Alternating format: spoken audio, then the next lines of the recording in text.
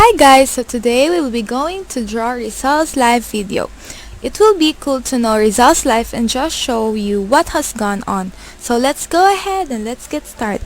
So it started on June 19, 1861 when Jose Rizal was born. Yoo-hoo! He was born in the Calamba, Laguna. At that time, Calamba is an agricultural town.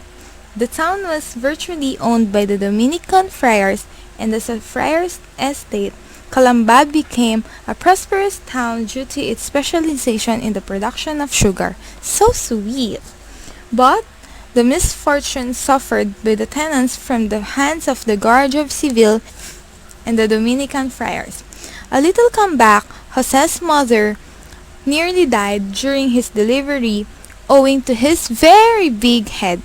3 days after his birth, Rizal was baptized by Father Rufino Colantes at the Calamba Catholic Church with Father Pedro Casañas as his godfather. He was born in an awesome family with a mixture of races. His great-grandfather from his father's side was a Chinese merchant named Domingo Lamco, married to a wealthy Chinese mestiza, Inés de la Rosa. Domingo assumed the surname Mercado in keeping with the gubernatorial decree of Narciso Claveria on the use of Spanish surnames in the Philippines and freed themselves from the prejudice associated with the Chinese surname. From the Parian in Manila, the couple moved to Binyan, ending up as tenants in the Dominican hacienda. Rizal's grandfather from his father's side was Juan Mercado, married to a Chinese-Filipino mestiza, Cirilia Alejandrino. Rizal's great-grandfather on his mother's side was Manuel de Quintos, a Chinese mestizo from Lingayen, Pangasinan. Manuel married to Regina Ursua, a woman with Japanese ancestry. One of their daughters, Brigida, married to Lorenzo Alberto Alonso. The couple had 5 siblings. One of them was Theodora, who became Rizal's mother. Rizal's father, Don Francisco Mercado, took courses in Latin and philosophy at the Colegio de San Jose in Manila. Rizal described him a model father owing to his honesty, frugality, and industry. Just like his father, Doña Teodora Alonso completed her education at the Colegio de Santa Rosa, a prestigious college for girls in Manila. From his mother, Rizal inherited a practical temperament, stoicism, self-sacrifice, dreamer, and fondness for poetry. And as Rizal is growing up, he had good memories of his childhood days in Calamba. He could not forget the times when the family stayed in the garden to exchange stories. It was in the garden where he experienced closeness to the nature. He grew up as a religious man owing to the training provided his mother. At 3 years old, he learned how to pray and even read a Bible. So intelligent boy. This training he had at home was strengthened by Father Leoncio Lopez, the parish priest at Calamba. At the age of 4, Rizal experienced his first sorrow when his younger sister, Conca, died. This was the first time he cried as a young boy because Rizal learned the importance of his sisterly love from Conca. As a young boy, he spent many hours down the shore of Laguna de Bay, thinking of what was beyond, dreaming of what might be over on the other side of the waves. He even witnessed every day the acts of violence and excesses committed against the Calambeños by the Guardia Civil and Gobernador Silio. Rizal was such a good observer. One of the stories Rizal will never forget, narrated to him by his mother, was the fable entitled The Moth and the Flame. One night, The whole family, except for my mother and myself, had gone to bed early. I don't know why, but the two of us were left sitting by ourselves. The candles had been put out inside the lamps with a curved tin blower. The room was dimly lighted by a coconut oil lamp. My mother was teaching me how to read the book El Amigo de los Niños. That night, my mother grew impatient, listening to me read poorly. After scolding me for drawing funny pictures on its pages, she told me to listen and started to read aloud herself. I grew tired of listening to sounds that had no meaning for me. Instead, I watched cheerful little flame. Some moths were playing about it in circles. I happened to yawn, and my mother, noticing that I had no interest, stopped reading and told me that she will be reading a very pretty story that I must listen to. On hearing the story, I at once opened my eyes wide. I promised something new and wonderful. My mother began to read to me the fable of the old moth and the young moth, translating it to Tagalog as she went along. My attention was caught from the very first sentence. I stared at the lamp and the moths circling about it. The story was that once upon a time, an old moth had warned her daughter against the flame.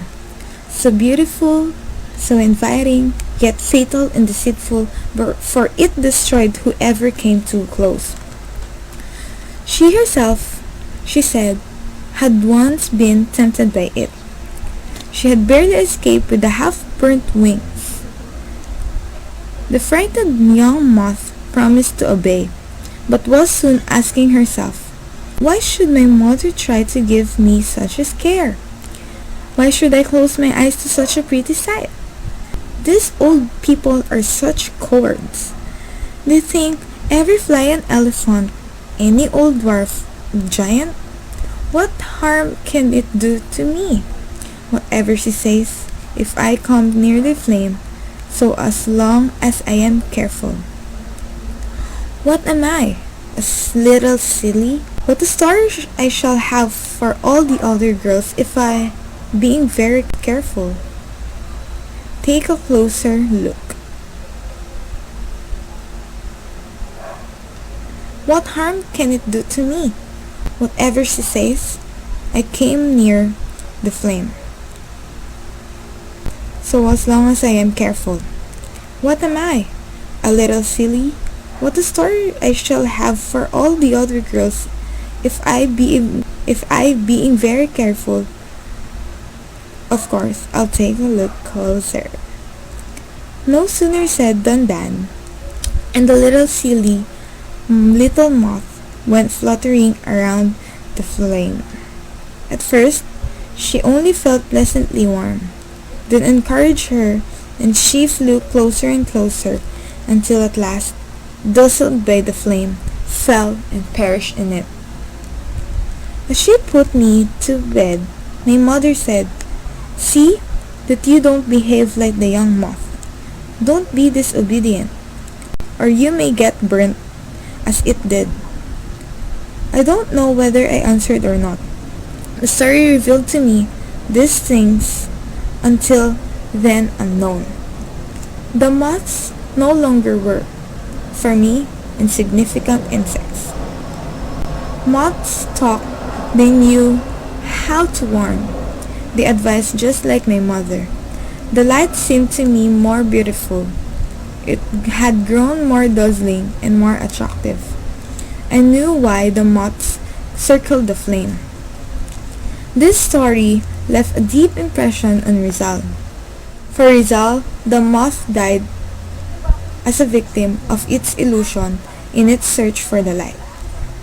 From the story, Rizal came to realize that one has to sacrifice and to suffer the consequence of one's action for the attainment of a goal. Rizal was intellectually gifted. He was able to master the alphabet when he was just 3 years old. Yes, he was just 3 years old. He loves reading books in their library at home, with Doña Theodora as his reading teacher and critic. The young Rizal also showed his knack in sketching, painting, sculpture, and literature.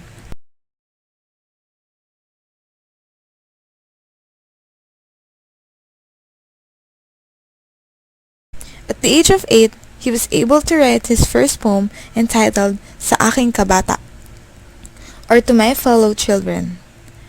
The poem clearly reveals Rizal even during his tender years, because he had a concept of nationalism. Here's the young Jose calling on his fellow children to love their native tongue.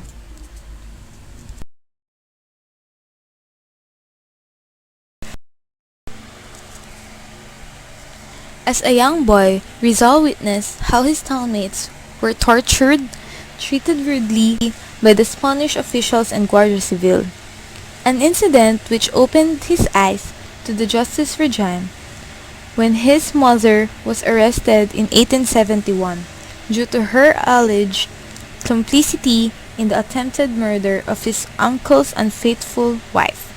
This was happened right after the arrival of his uncle Jose Alberto from Europe. She was freed later by Governor General Izquierdo as a request of the young Soledad, whose graceful dancing charmed of the Governor General and his guests. This incident was something that Rizal will never forget. An incident that greatly influenced Rizal's goal and life work was the martyrdom of Gamburza when he was 11 years old. Father Burgos was his teacher at the Colegio de San Jose. Because of this incident, Rizal made a book entitled El Filibusterismo to the memory of Gamburza.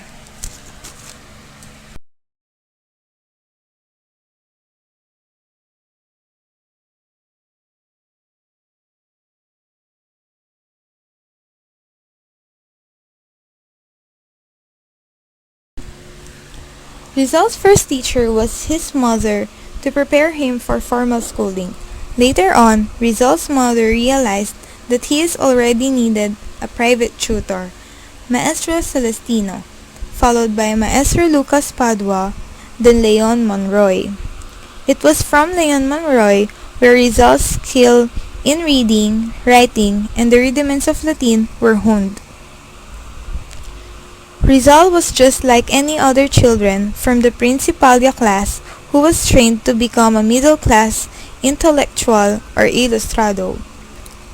Rizal left Calamba in order to study at Binyan to his aunt's house. Pasiano accompanied him in his 1.5 hour travel on board in a carromata or called as calesa. The first day of Rizal at the village school was under the charge of Justiano Cruz. Pedro, the son of Maestro Cruz, was challenged by Rizal to a fight during their lunch break because Pedro laughed at him when their maestro asked Rizal if he knew Latin and Spanish. But Rizal responded by saying that knowledge of those two languages was quite very scanty. Even at this level of education, Rizal was able to demonstrate his intellectual superiority. He was able to emerge the best in his class in Latin, Spanish, and the rest of the subjects in the curriculum for elementary pupils. Owing to this, many of his older classmates in Binyan became jealous of Rizal. They did everything to destroy Rizal's reputation to Maestro Cruz.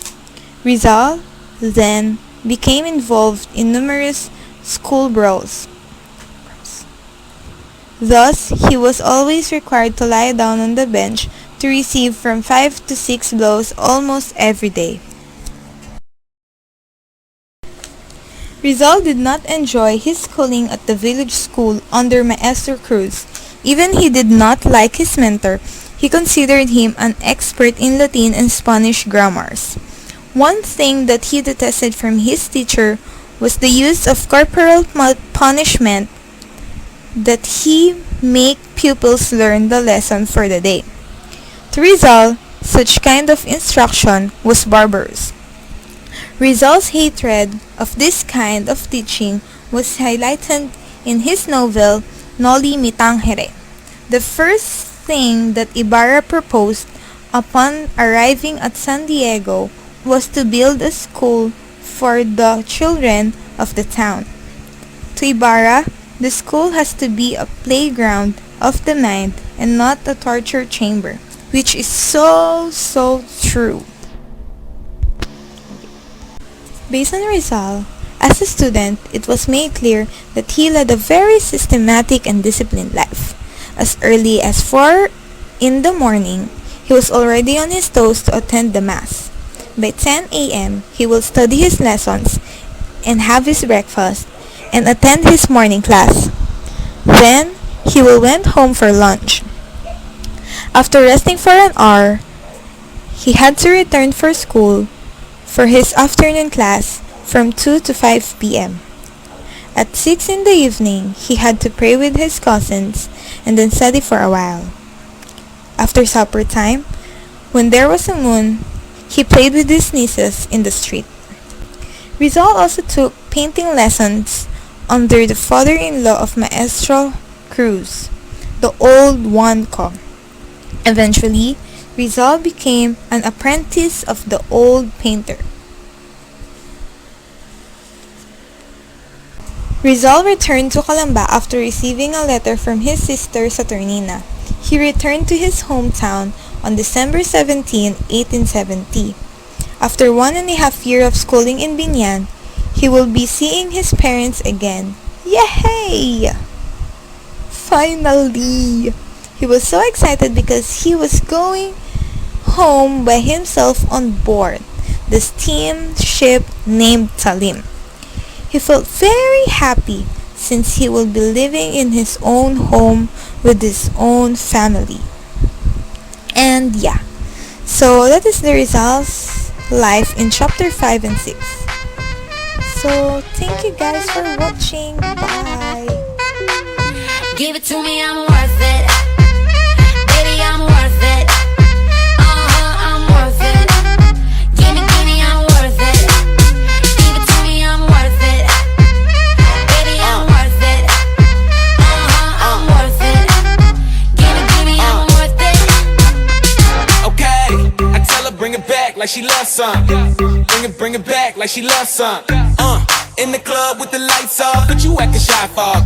Come and show me that you're with it, with it, with it, with it, with it. Stop playing, now you know that I'm with it, with it, with it, with it, with it, with it. What you acting shy for? Just give me you, just give me you, just give me you. That's all I wanna do.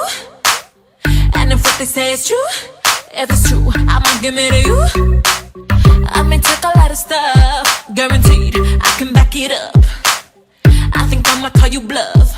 Hurry up, I'm waiting out front. You see me in the spotlight, ooh, I love your style. Show me what you got, cause I don't wanna waste my time. See me in the spotlight, ooh, I love your style. Show me what you got now, come and make it worth my while. Give it to me, I'm worth it. Baby, I'm worth it. I'm worth it. Give me, I'm worth it. Give it to me, I'm worth it. Baby, I'm worth it. I'm worth it. Give me, I'm worth it. It's all on you, it's all on you, it's all on you. So what you wanna do?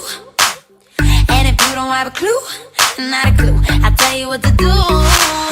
Come harder just because I don't